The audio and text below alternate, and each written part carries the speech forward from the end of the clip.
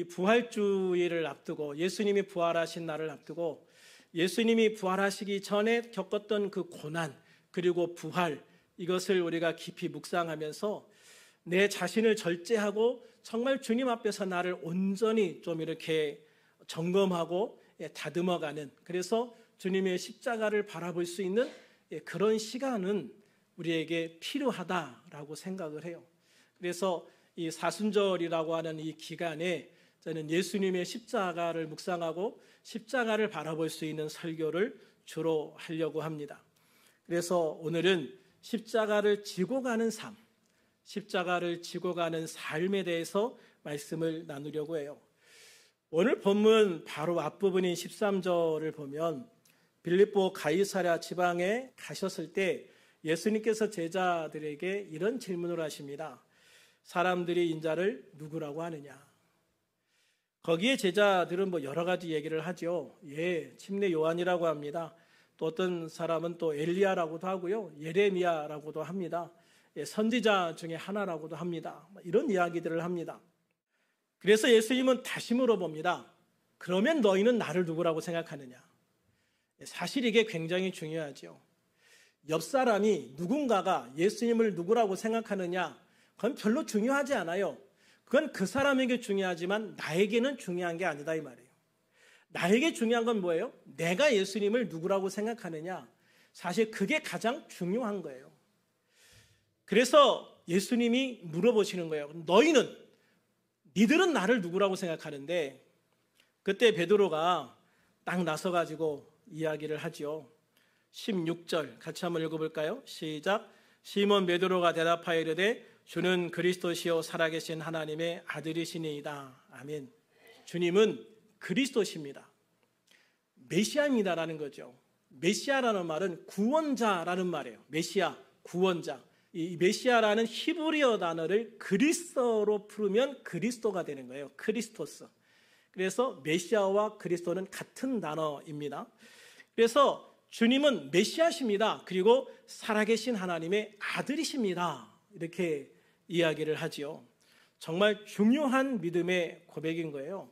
이 믿음의 고백 위에 교회가 세워지고 이 믿음의 고백 위에 우리가 하나님의 백성이 되어서 천국과 영생을 소유할 수 있게 되어지는 거거든요. 그런데 베드로의 고백을 통해서 예수님 당신이 살아계신 하나님의 아들, 즉 메시아이심을 밝히신 후에 이런 이야기를 하십니다. 21절 같이 읽어볼까요? 시작. 이때로부터 예수 그리스도께서 자기가 예루살렘에 올라가 장로들과 대제사장들과 서기관들에게 많은 고난을 받고 죽임을 당하고 제3일에 살아나야 할 것을 제자들에게 비로소 나타내시니. 이건 정말 제자들에게 충격적인 이야기예요. 제자들은 어떤 걸 기대했냐면 예수님이 예루살렘에 올라가시면 하나님의 능력으로 로마의 모든 세력들을 쫓아내고 나라를 독립시킬 거다. 그래서 다윗 시대와 같은 큰 나라, 정말 하나님께 영광 돌릴 수 있는 위대한 나라를 건설할 거다. 이렇게 생각을 했어요. 그래서 모든 걸 버리고 예수님을 따른 거거든요. 예수님이 이스라엘을 회복할 때가 되면 내가 예수님 옆에서 한 자리 제대로 할 텐데 이 집이 문제야? 이 사업이 문제야?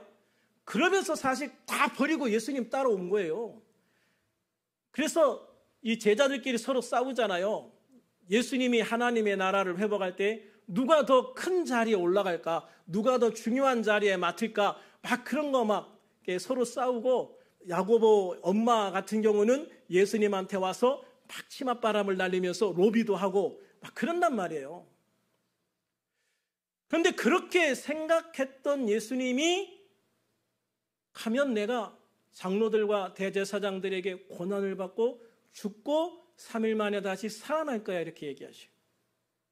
근데 여러분 여기에서 굉장히 중요한 핵심은 뭘까요? 예수님이 얘기한 핵심. 죽을 거지만 살아날 거다예요. 그죠? 죽을 거지만 3일 만에 살아날 거다. 그런데 이 제자들에게 예수님이 죽는다라는 말이 너무 충격적으로 다가온 거죠. 그래서 살아날 거다라는 말이 귀에 들어오질 않아요. 그래서 예수님이 부활하셨을 때 이걸 기억하는 제자들도 없었다고요. 얼마나 충격적이었으면 그 뒷말까지 안 들려. 그냥 내가 죽을 거야 라고 하는 순간에 머리가 띵해졌을까요? 하여튼 그 뒷말은 못 들었어. 너무 충격을 받았어. 그래서 베드로가 급하게 예수님의 말씀을 가로막고 거부하며 나섭니다. 주여 그리 마옵소서. 주여 그리 마옵소서.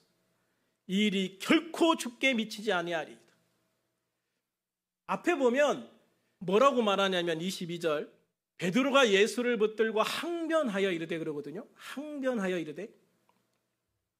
항변한다는 말은 뭐냐면 따진다는 말이에요. 따진다. 딱 뭘 때 쓰냐면 멱살 잡고 따진다. 이때 쓰는 말이에요. 근데 이게 부드럽게 언어 순화 과정을 거쳐서 항변하여 이르되 이렇게 표현한 거예요. 근데 원어 보면 정말 멱살 짚고 싸울 때 하는 딱 그 말이에요. 그러니까 예수님의 멱살은 안 잡았지만 그렇게 예수님 앞에 얼굴을 대고 바락바락 대들면서 따진 겁니다. 예수님 그러면 안 되죠. 우리가 뭘 버리고 여기까지 왔는데 예수님 죽으신다고요? 안 됩니다. 절대 그럴 수 없습니다. 이렇게 얘기하는 거예요, 지금. 그런데 그때 예수님이 뭐라고 말씀을 하십니까? 예? 사탄아, 내 뒤로 물러가라. 사탄아, 내 뒤로 물러가라 그러지. 왜 예수님이 베드로를 사탄이라고 말하느냐? 하나님의 역사를 거부하는 자이기 때문에 그렇습니다. 하나님의 역사를 거부하는 사람, 예수님을 넘어지게 하는 사람, 예수님이 십자가를 지지 못하게 방해하는 사람, 그게 사탄이거든요. 예수님이 십자가에 죽지 않으시면 우리의 구원은 없습니다, 여러분. 예수님이 십자가에 죽지 않으시면 우리의 구원은 없어요. 그러니까 예수님이 십자가를 지지 못하게 만드는 건 사탄이에요. 우리의 구원을 받지 못하도록 방해하는 사탄이에요. 그러니까 지금 베드로가 사탄이 되는 거예요. 이 사탄아, 왜 네가 나를 넘어지게 하려 하느냐? 그러면서 네가 하나님의 일을 생각하지 않고 사람의 일을 생각한다.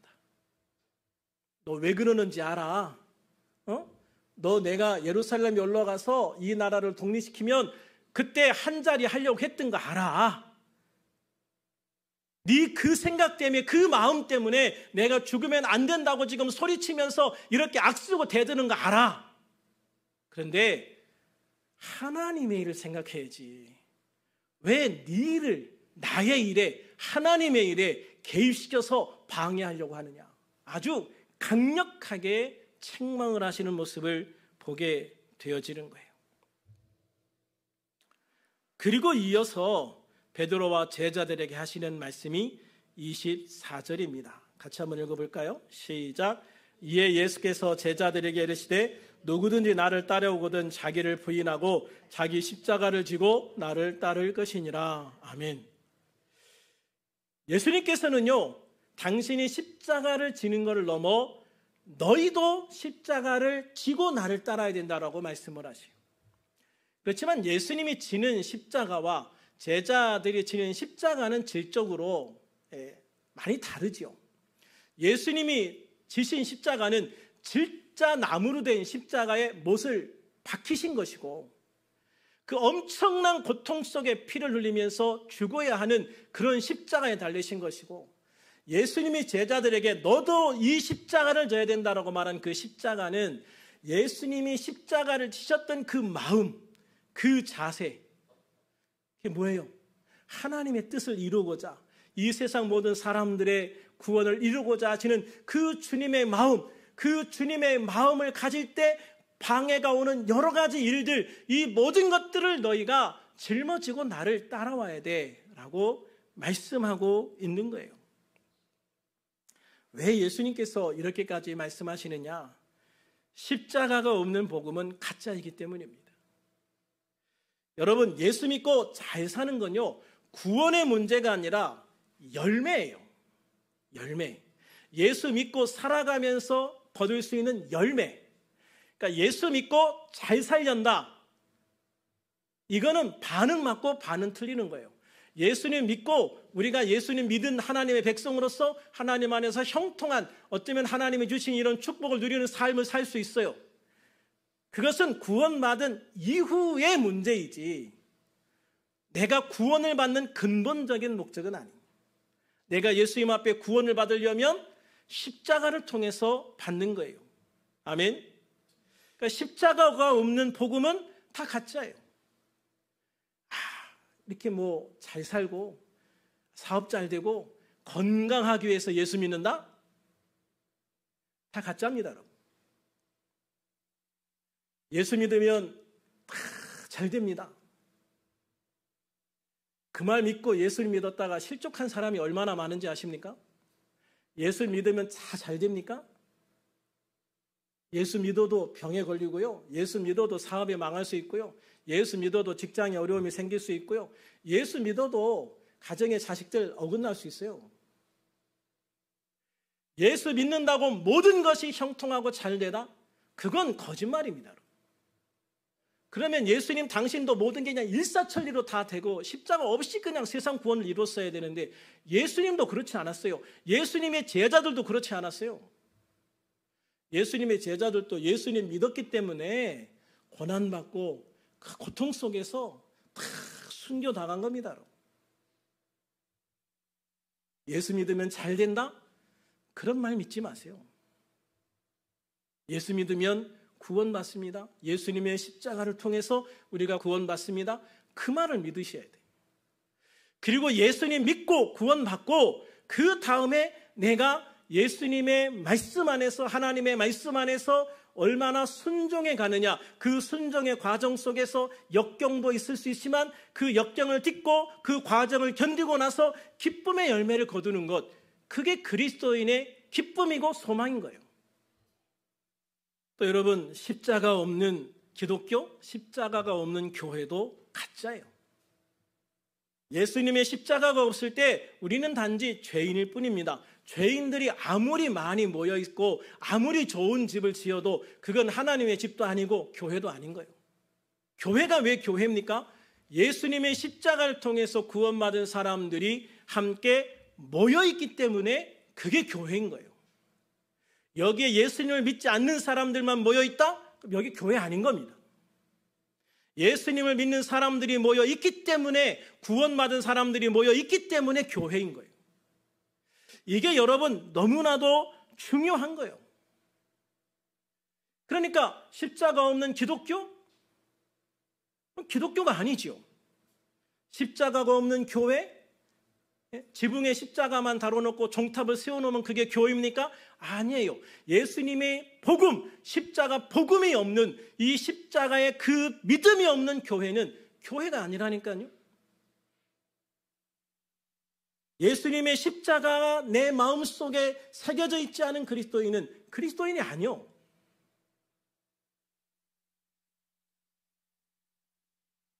오직 예수 그리스도의 십자가를 통해서 우리가 죄사함을 받았고 하나님의 백성이 된 겁니다. 예수님의 십자가를 통해서만 우리가 교회가 되어지고, 예수님의 십자가를 통해서만 하나님의 백성이 되는 거고, 예수님의 십자가를 통해서만 하나님의 자녀가 되는 거고, 예수님을 통해서만 영생을 얻는 거예요. 우리는 이거를 분명하게 기억하고 살아가야 돼요. 그래서 우리들은 예수님의 십자가를 붙들고 예수님의 십자가를 지고 그렇게 살아가야 되는 것이죠. 그게 진정한 성도의 모습이고 그게 진정한 교회의 모습인 걸 믿으시기를 바랍니다. 십자가를 지고 가는 삶을 살기 위해서는요, 그래서 자기를 부인할 수 있어야 돼요. 자기를 부인한다. 자기를 부인한다는 게 뭘까요? 자기를 부인한다. 나는 내가 아닙니다. 이게 부인일까요? 그게 아니에요. 내 것, 내가 가진 것, 이 모든 것이 내 것이 아닙니다라고 고백할 수 있는 거예요. 그게 자기 부인입니다. 우리가 살아가면서 정말 내 건 줄 알고 착각하며 살아가는 게 참 많죠. 이건 내 집이야. 이거는 내 돈이야. 이거는 내 명예야. 이거는 내 권세야. 이거는 내 자식이야. 정말 많은 착각 속에 살아가요. 그런데 여러분, 정말로 그게 내 걸까? 정말로 그게 내 걸까? 여러분, 모든 것들은 하나님께서 이 땅에서 우리가 살아가는데 필요하기 때문에 맡겨주신 거라는 생각을 가지고 살아야 돼요. 그래서 우리를 청지기 삶이라고 얘기하잖아요. 청지기 삶. 청지기는 뭐예요? 내 거는 아닌데 관리하는 사람을 청지기라고 얘기해요.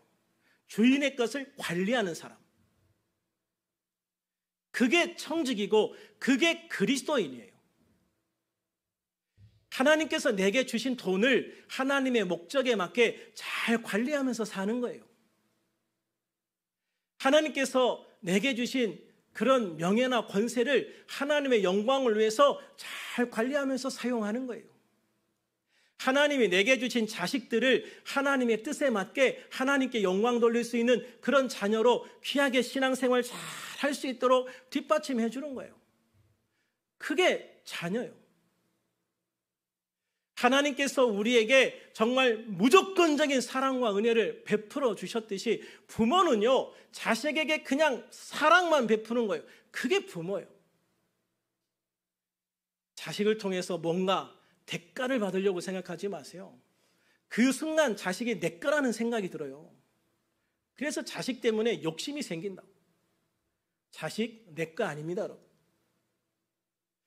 어떤 그 강연하는 분 얘기 들어보니까 그러더라고요. 자식이 중학교만 들어가도 내 거 아니다. 자식이 중학교만 들어가도 내 거 아니다. 부모 말 안 듣는다. 이 말인 것 같아요. 그런데 자식은요, 애초에 태어날 때부터 내 거 아니에요, 여러분. 내 거라고 생각하고 살아가지 마세요. 내 거 아닙니다. 내가 벌어들인 돈, 내 거 아니요.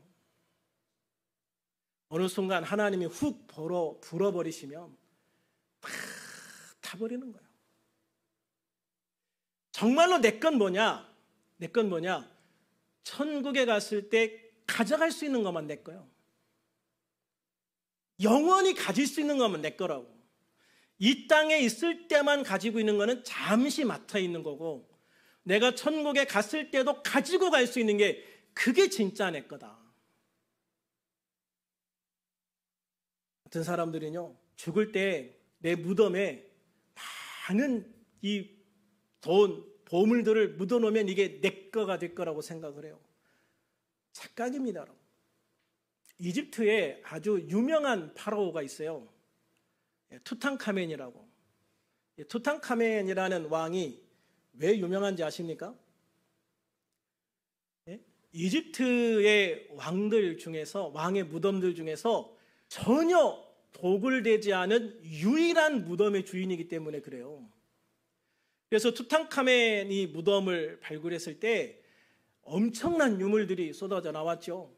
순황금으로 된 관이 나왔어요. 순황금으로 된 마스크가 나왔어요. 거기에서 나온 금만 해도 어마어마해요. 그런데 이 투탕카멘이라는 왕이요, 그렇게 유명한 왕도 아니요. 이 무덤이 발굴 안 됐으면 사람들이 이름 하나도 모를 수밖에 없는 왕이에요. 아주 젊을 때 20대 초반에 죽은 왕이에요.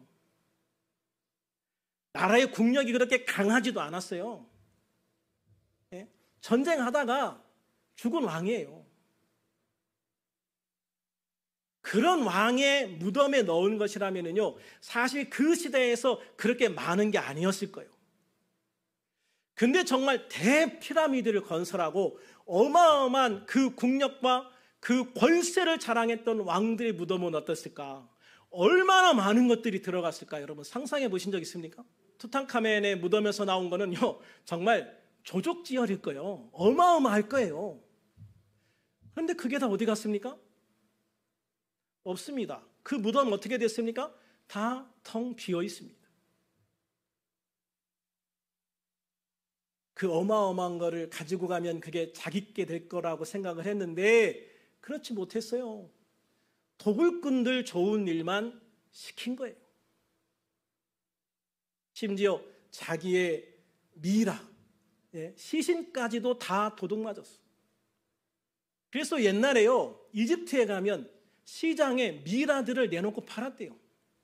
왜 그러냐면 그 미라의 그 살을, 그 미라가 된 살을 깎아서 먹으면 이게 무슨 약이 된다고 그래가지고 미라를 그렇게 팔았대. 뭐 팔 하나 잘라서 팔고 다리 하나 잘라 팔고 그렇게 팔았답니다.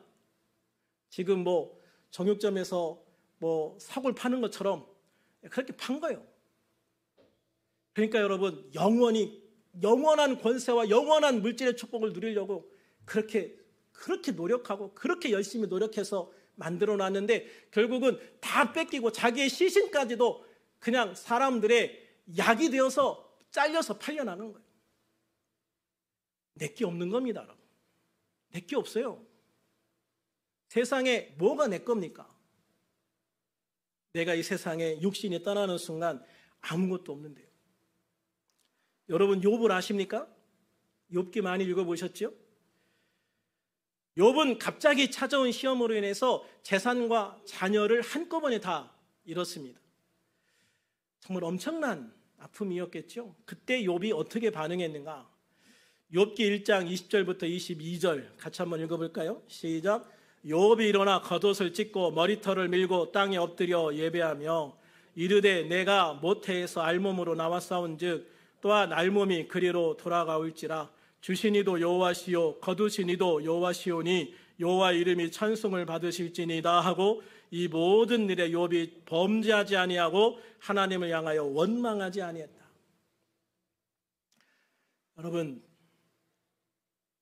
이 상황에서 사실 재산 잃어버린 거 그게 문제가 아니었을 거예요. 진짜 문제는 뭡니까? 10명의 자식이 한 장소에서 한꺼번에 죽은 거예요. 여러분, 상상해 보셨습니까? 상상해 보셨어요? 내 자식들이 한꺼번에 다 죽는다. 상상해 보셨습니까?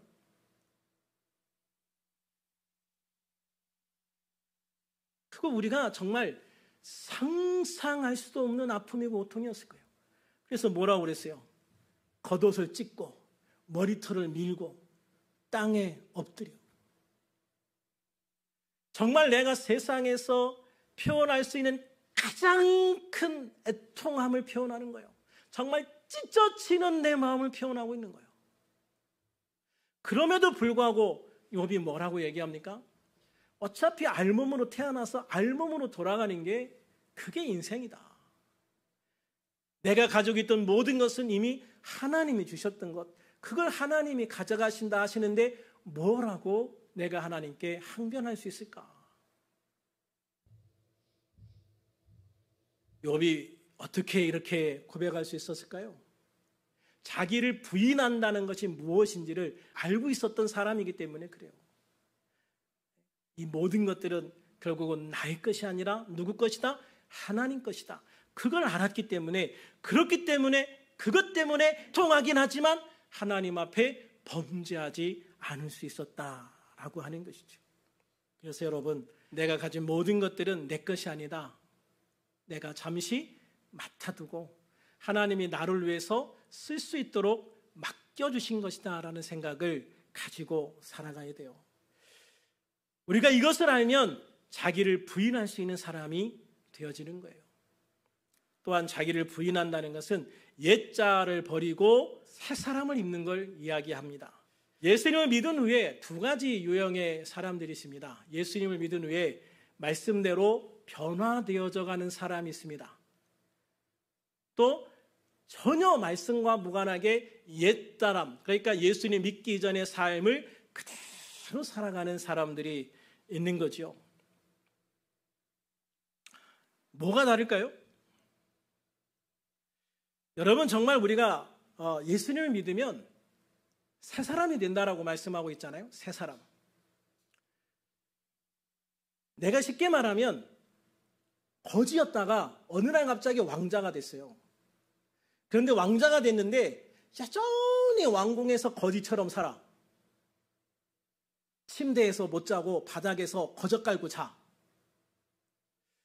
그게 여러분 왕자에게 어울리는 삶일까요? 왕자가 되었으면 왕자로서의 품격에 맞추어서 왕자가 누릴 수 있는 것들을 누리면서 살아가는 거예요. 그런데 새 사람이 되었음에도 불구하고 여전히 옛사람대로 살아가. 여전히 변화가 안 돼. 왜 그럴까? 왜 그럴까?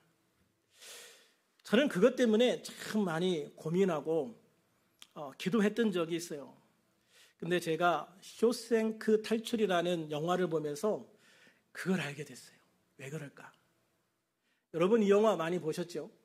네, 이게 1994년에 나온 영화인데 이 영화는 은행원이었던 주인공이 살인 누명을 써요. 그러니까 이 사람이 원래 살인하지 않았는데 살인 누명을 쓰고 유죄 판결을 받고 교도소를 가요. 그런데 이 사람이 어찌어찌 해가지고 교도소 소장의 모든 돈을 다 빼내가지고 결국은 탈옥에 성공해서 새 삶을 살죠. 그런데 오늘 이 사람 주인공을 얘기하려고 하는 게 아니라 주인공과 버금가는 조연이지만 거의 주인공의 버금가는 레드라는 사람에 대해서 이야기하려고 하는 거예요. 또 사진에 보면 주인공과 마주 앉아 있는 저 흑인 노인을 이야기하려고 하는 거거든요. 이 사람은 진짜 살인죄를 졌어요. 그래서 무기형을 받았어요. 그런데 무기형을 받으면 20년 지난 다음에 가석방 심사 대상이 돼요. 그래서 이 사람도 이제 20년이 지난 다음에 가석방 심사 대상이 되어서 계속 가석방 심사 대상에 올라가지만 계속 부결돼요. 그래서 20년 동안 풀려나지를 못해요. 그런데 40년 후에 40년 동안 교도소 생활을 한 다음에 원치 않는데 가석방이 돼요. 그때는 이미 나가는 게 두려울 때예요. 그래서 감옥에서 나가고 싶지 않은데 풀어줘, 나가라고 그래. 그래가지고 감옥에서 나와서 그 어떤 여관방에 들어가고 거기에서 어떤 직장을 다니게 되죠. 주 정부에서 그렇게 가석방된 사람들에게 살아갈 수 있도록 직장을 알선을 해줍니다. 그래서 그 직장에 다니는데 슈퍼에 다니는 것 같더라고요. 그런데 이 사람의 특징이 뭐냐면 화장실을 가려면 계속 주인에게 허락을 받아. 주인님, 화장실 갔다 와도 될까요? 갔다 오세요. 한 번, 두 번은 그렇게 했는데 자꾸 물어보니까 왜 자꾸 물어보냐고. 그냥 갔다 오라고. 여기 감옥 아니라고. 그러니까 이 레드가 뭐라고 얘기하냐면 그냥 가면 소변이 안 나와요. 20년 동안 이 사람은 허락을 받고 가서 화장실을 갔어요. 그런데 허락을 받지 않고 화장실 가니까 소변이 안 나와. 허락을 받고 가야 소변이 나와. 40년 동안의 삶이 완전히 삶의 방식이 되어버린 거죠. 물론 나중에 주인공을 만나서 해피엔딩으로 끝나게 되어지지만 이 사람의 이야기를 보면서 전 정말 많은 걸 생각을 하게 됐어요. 우리가 예수님을 믿은 이후에도 꼭 그와 같은 것 같다라는 생각을 해요. 우리가 예수님을 믿지 않았던 삶, 그 삶이 굉장히 익숙하죠. 그런데 예수님을 믿었다고 새 삶을 살려니까 어색해, 어려워, 새로 해야 돼. 모든 습관을 바꿔야 돼. 쉽지 않은 거예요. 그래서 새 삶을 살려고 하다가도 자꾸 옛사람으로 돌아가려고 하는 그런 모습들이 많이 보이고 정말 완전한 새 사람으로 새 삶을 살아가는 사람들은 많지 않은 것을 보게 되어진다. 그래서 우리는 옛사람으로 돌아가려고 하는 관성을 이길 수 있는 신앙을 살아야 된다. 그게 기도고 그게 말씀이다. 그래서 우리는 끊임없이 말씀을 보고 기도하면서 새 삶을 살아갈 수 있도록 끊임없이 새로운 동기부여가 되면서 앞으로 나갈 수 있는 성도가 되어져야 된다는 것이죠. 그럴 때 우리는 정말로 자기를 부인할 수 있는 그런 삶을 살게 되어지는 거예요. 그래서 정말로 우리가 자기를 부인하게 되면 그 다음에 나갈 수 있는 게 십자가를 지고 따라가는 거예요. 십자가를 지는 삶. 그럼 여러분 십자가는 뭘까? 십자가는요, 예수님을 믿음으로 인해서 생기는 여러 가지 일들이에요. 여러분 예수님을 믿으면 다 잘 되는 게 아니라고 그랬죠? 오히려 예수님을 믿기 때문에 생기는 어려움들이 있어요. 예수님을 믿기 때문에 생기는 어려움들. 저 같은 경우도 예수님을 믿은 다음에 예수님을 믿지 않을 때 친했던 친구들하고 거의 다 관계가 끊어졌어요. 처음에는 이제 전도를 하려고 해보지만 전도해도 전도가 안 되면 점점 관계가 멀어져. 그리고 새로운 인간관계가 만들어져요. 믿음 안에서 새로운 인간관계가 만들어진다. 예전에 친했는데 내가 예수님을 믿은 다음에 좀 소원해지니까 그 친구들이 저를 욕하기도 하고 미워하기도 하고 그래서 여러 가지 일로 막 모함을 하기도 하고 그러더라고. 또 내가 예수님을 믿기 때문에 또 사단이 역사해서 내 삶에 여러 가지 어려움과 환난을 줄 수도 있어요. 근데 여러분이 여기서 기억하셔야 될 게 내가 죄짓고 내가 잘못해서 당하는 어려움을 십자가라고 하면 안 돼요. 그건 십자가가 아니고 내가 벌 받는 거고 내가 정말 주님 안에서 믿음으로 살아감에도 불구하고 당하는 여러 가지 어려움들 그게 고난이에요. 그게 십자가고. 그런데 이런 십자가가 올 때 어떤 사람들은 이 십자가를 버리려고 그래. 그냥 정말 이제 예수 안 믿으면 그냥 이런 일 안 당하지 않을까?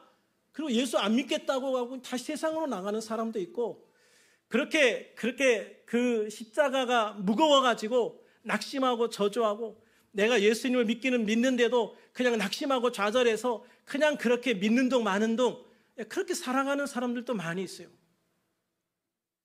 그런데 여러분 분명한 건 뭐냐면 십자가가 있기 때문에 우리가 주님과 더 가까이 갈 수 있다는 거예요. 십자가가 있기 때문에 주님께 더 가까이 갈 수 있다는 거예요. 어려움이 있으니까요. 그것 때문에 죽게 살기로 기도하게 되는 거예요. 그런 환난들이 있기 때문에 정말 주님 앞에 말씀을 붙들고 정말 밤새워 기도하면서 주님 앞에 나갈 수 있는 거예요.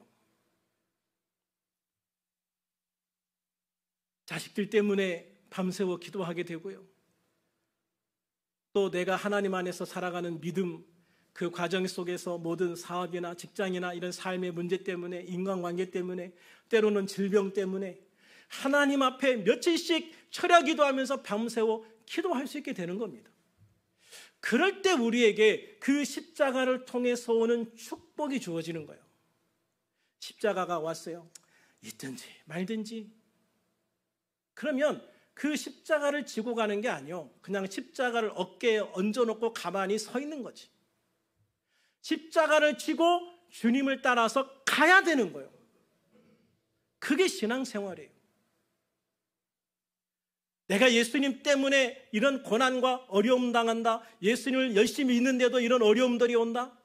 그러면 여러분, 이게 하나님 앞에 축복의 기회다. 이렇게 생각하고 감사합니다. 주님 제 어깨에 십자가 지어주시니 감사합니다. 이 십자가 끌고 주님 앞에 나갈게요. 그래서 이 십자가를 진다는 말은 무슨 말이냐면 십자가를 지고 이 문제를 가지고 이 어려움을 가지고 주님 앞에 나아간다라는 의미예요.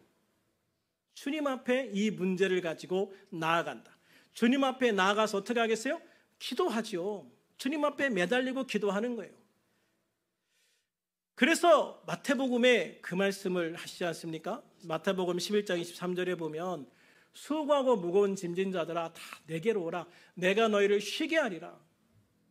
너희가 나를 믿고 살다 보면 이런저런 어려운 짐들, 즉 십자가가 많이 생길 거야.